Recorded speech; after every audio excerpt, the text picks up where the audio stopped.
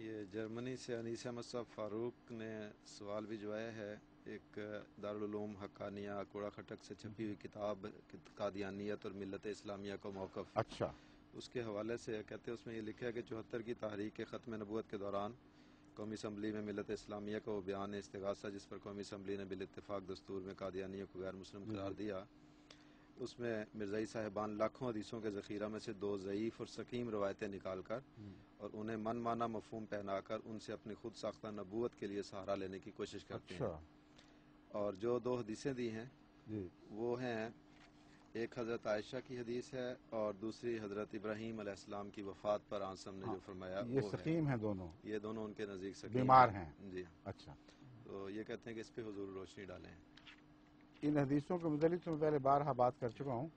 اول تو یہ بات کہ یہ مولوی صاحب واضح طور پر جھوٹ بول رہے ہیں. میں وہاں موجود تھا اور جو معذر نامہ پیش کیا گیا تھا، اب میں نے وہ چھپا بھی دیا ہے، وہ ساری دنیا پڑھ لے گی، دیکھ لے گی. بات یہ ہے کہ ختم نبوت کے موضوع پر جماعت احمدیہ نے تو بہت کچھ لکھا ہے اس معذر نامے میں. قرآن کریم کی آیات پیش کی ہیں، احادیث نبوی پر گفتگو کی ہے، اور وہ جو معنی پہناتے ہیں ان کو مجروح کیا ہے، بتایا ہے کہ غلط ہیں، اور جواب میں 2 نہیں 4 حدیثیں پیش کی تھیں. اب سوال یہ ہے کہ ان 2 کا ذکر کیوں کیے گئے؟ وہ شاید ان کو صحت مند دکھائی دیتی ہوں. امر واقعہ یہ ہے کہ یہ بیمار حدیثیں نہیں، علماء امت نے جو متقی اور خود بیمار نہیں، ان پر بنا فرمائی ہے، ان پر بحثیں کی ہیں اور ان کو درست اور صحیح قرار دیا ہے. حضرت عائشہ رضی اللہ تعالی عنہا کی حدیث تو یہ ہے کہ ایک شخص یہ آواز دے رہا تھا کہ لا نبی آبادی کی حدیث پڑھ رہا تھا کہ رسول اللہ صلی اللہ علیہ وسلم کے بعد کوئی نبی نہیں. تو آپ نے اسے روکا، انہوں نے کہا لا تقولوا لا نبی بعدہ ولکن قولوا انہ خاتم الانبیاء، کہ یہ نہ کہو کہ آپ کے بعد کوئی نبی نہیں ہے، بلکہ یہ کہو کہ آپ خاتم النبیین ہیں.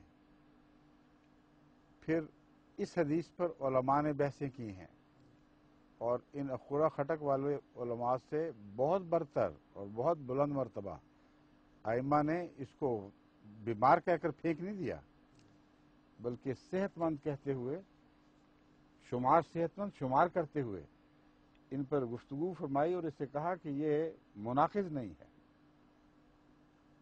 میرے پاس اس وقت سامنے حوالے نہیں ہیں، لیکن میں نے ایک دفعہ پہلے وہ حوالے پڑھ کے سنائے تھے. اس میں غالباً حضرت ابن عربی کا حوالہ بھی تھا، لیکن بہت سے حوالے تھے اس موضوع پہ، جن سے مراد یہ ہے کہ آن حضرت صلی اللہ علیہ وآلہ وسلم کے بعد کوئی شارع نبی نہیں آ سکتا، کوئی ایسا نبی نہیں آ سکتا جو امت محمد مصطفیٰ صلی اللہ علیہ وآلہ وسلم کے دین کے ادنا سے شوشے کو بھی منسوخ قرار دے یا کوئی نیا حکم اس کے اندر داخل کرے. یہ کلیتاً راہ ہمیشہ کے لیے بند کر دی گئی ہے، اور کوئی ایسا نبی نہیں آ سکتا جو حضرت اقدس محمد مصطفیٰ صلی اللہ علیہ وآلہ وسلم سے آزاد ہو اور آپ کی حکمرانی سے سر منہ بھی باہر قدم رکھ سکے. مطیع غلام نبی کی گنجائش ہے، اس کے سوا کوئی گنجائش نہیں.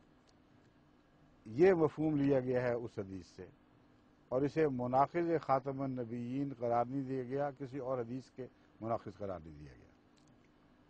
جو ابراہیم والی حدیث ہے اس پر ملا علی قاری کی بحث میں پہلے بھی کئی دفعہ پیش کر چکا ہوں.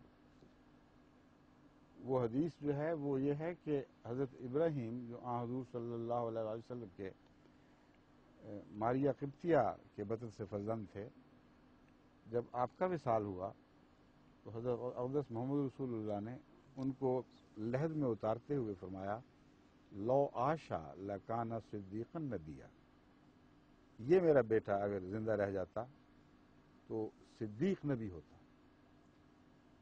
اس پر بعض لوگوں نے یہ توضیحات پیش کرنے کی کوشش کی، یہ نہیں کہا کہ بیمار حدیث ہے، یہ صرف اخوڑا کھٹک والوں کو بیمار دکھائی دے رہی ہے.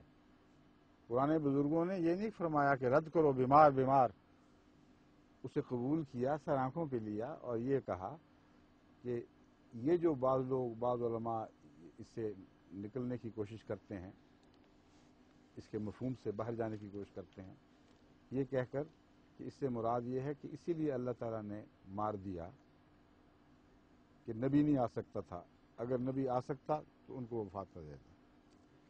مولا علی قاری نے اس کو سختی سے رد فرمایا ہے، انہوں نے کہا یہ خدا تعالیٰ کی شان کے خلاف بات کرتے ہو،